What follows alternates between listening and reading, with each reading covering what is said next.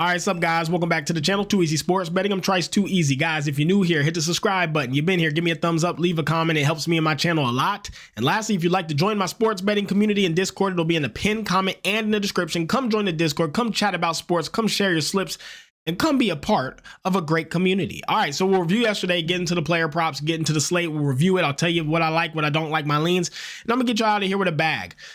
Hopefully y'all boys are feeling good, man. I feel great. This week's been good. Business is really good right now. Anybody in sales, if you sell cars or medical supplies, insurance like me, whatever your suits, nigga, I don't know.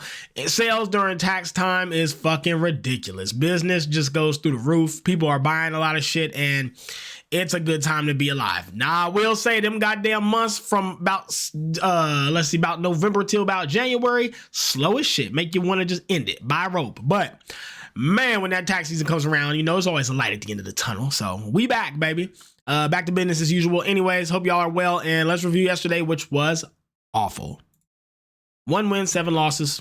I'm sorry. Look, I had 3 really good days, okay? So I don't want to hear it. I don't need to go, you fucking suck, bitch. All right. But I've had a lot of good days lately. So I knew one of these was coming. Last night, I couldn't do anything right. DeMontis, look, I didn't fucking know that Walker Kessler, if I'd have known Mr. Consistent was playing, DeMontis would have never been on a slip. Ever. There's no shot. He locked down DeMontis. Walker Kessler shut DeMontis big ass the fuck down. He is the #1 center in the world. MVP him. He shut him down. Isaiah Caller, he had 8. Unlucky, we got hooked. Amon Thompson, I believe, had 14. I think we got hooked there too. Zach Collins not close. Mikal Bridges went nuts. Paul George, hey. Could we all give it up for Paul George, the greatest player in basketball? Every fucking time I fade him, he goes nuts. Have y'all noticed that? Every time I talk shit about how bad Paul George is and then fade him, he has his career games. If you look at his past history out of 10 games, the 2 giant where he just blows out the under are the times I've took him. So I just want to clap it up for Paul George and give him a round of applause for the best player in the world, best player alive, Paul George. All right, anyways, we're going to get it back today. Let's get into it. I really like these props. First one, Kevin Durant. Over 30.5 points and assists. First things first, guys. On the season, he has almost a 70% hit rate on the season anyways. Okay? Today is versus a Pelicans team whose defense is fucking awful. Head-to-head, did he hit it? No, but this was last season, so I don't even take that into consideration, really. But last 20, 65%. Last 10, 80% on the over. Last 5, 80% on the over.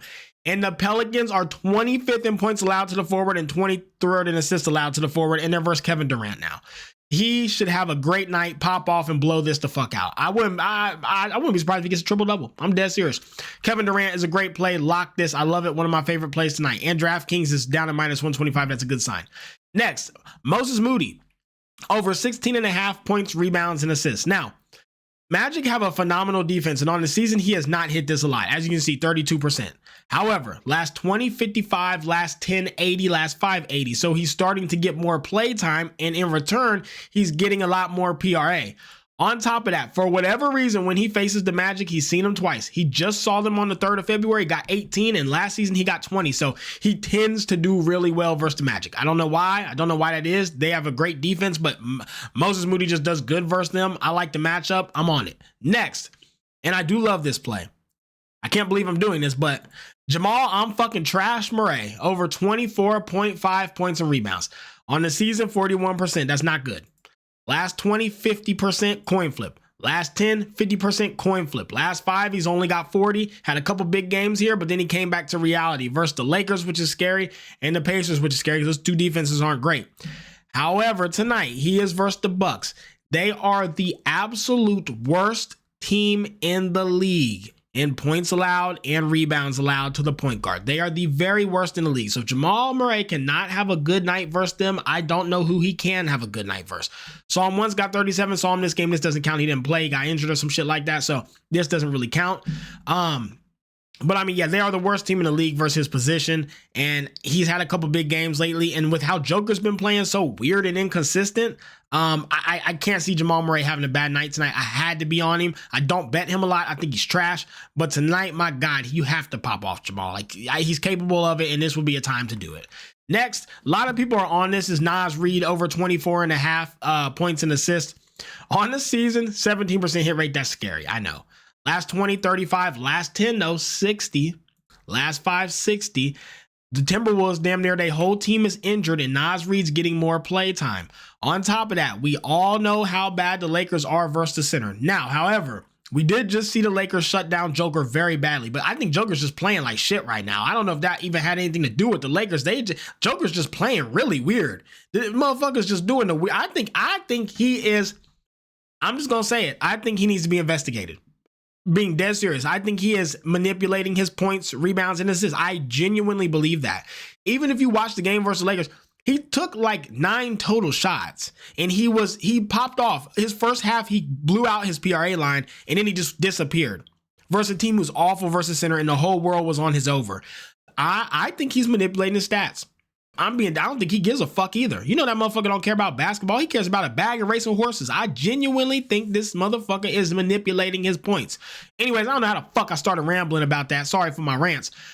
Anyways, point is Naz Reid, Lakers versus center, they're terrible, and Naz Reid's been performing lately. He's getting a lot of minutes, a lot of play time. So many people injured, he's going to have to do something, and everybody looks to target the weak spot of the Lakers, which is the center. So give me Naz Reid over 24.5 PA. Next, guys, and this is kind of not that one, this one.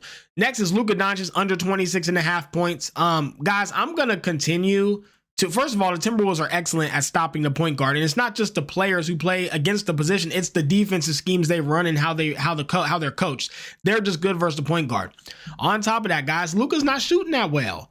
He's got a 44% on the under on the season, sure, but last 20, 50%, last 10, 60 on the under, last 5, 80% on the under. And the way the Lakers are incorporating him, he's not scoring like that. If you're going to keep giving me 25 to 30 points for him, I'm going to keep fading it until he proves that he can hit it. Why not fade this? Is there any reason not to fade this man right now? I mean, yeah, he could go out here and put up 40. We all know Luka can do. He's one of the best scorers there is. But look at 14, 16, 14, 19. 32 once. That's an outlier at this point. And that was versus the Nuggets when no one expected that shit. And Nikola was manipulating his stats. Guys, I can't think of any reason why you wouldn't want to. And mind you, BetMGM's got it at minus 125. So some books are favoring it up to go on the under. There's not a reason to not fade him right now with these high ass lines with the way he's been performing. I'm just truthful. I know we all like Luka and everybody's a fan, but he ain't balling like that. Let's just call it what it is. In the last play, guys, this is like an extra play. You can play it. You don't have to play it. It's completely up to you. I played it. I'm on Trey Murphy under 4.5 assists. You can get a plus 122 on FanDuel.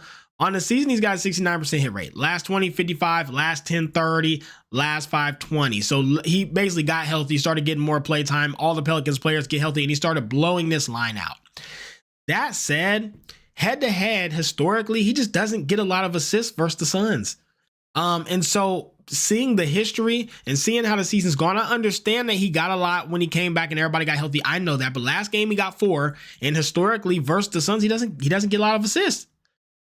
So because of that, I'm taking a shot with it. I'll put half a unit on this one, but I'm attempting to hit it. I think it can hit.